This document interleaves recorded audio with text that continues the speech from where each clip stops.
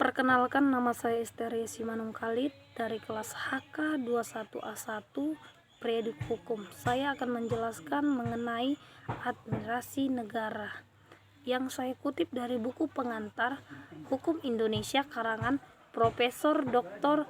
H.J. Nining Sri Imayanti SH MH dan Panji Adam SY MH.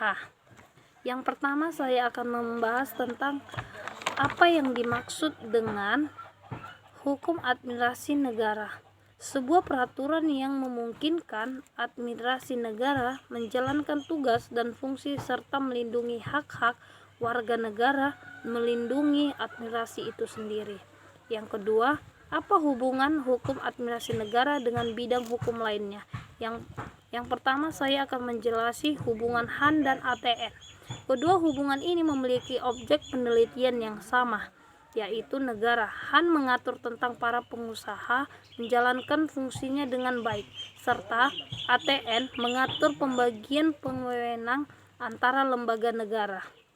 Yang kedua, saya akan membahas hubungan HAN dan hukum internasional, yaitu hubungan HAN dan hukum internasional tidak terlepas dari hakikat administrasi negara, yaitu hubungan pengusaha dan rakyat. Dari perjanjian hukum internasional hanya mengikat negara dan tidak mengikat warga.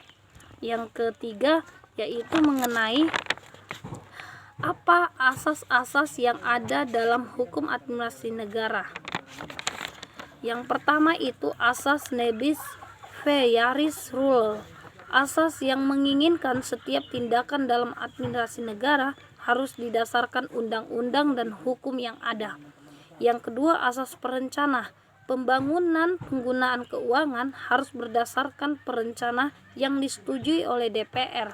Yang ketiga adalah asas kesejahteraan antara HAN dan ATN.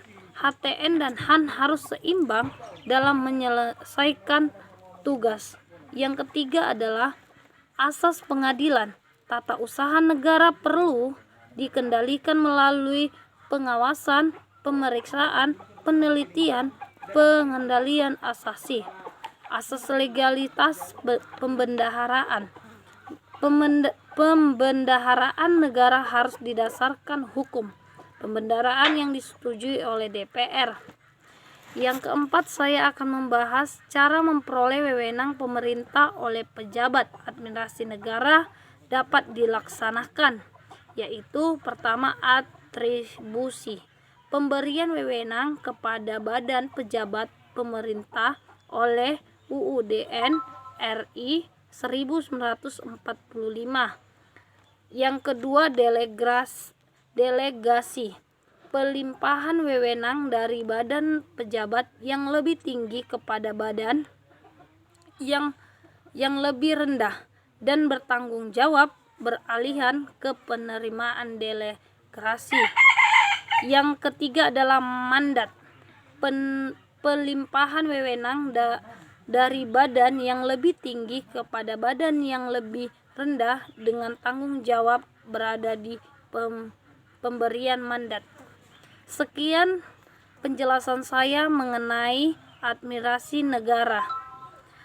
Adapun tutur kata yang salah dalam penyampaian penjelasan administrasi negara, saya minta maaf dan terima kasih.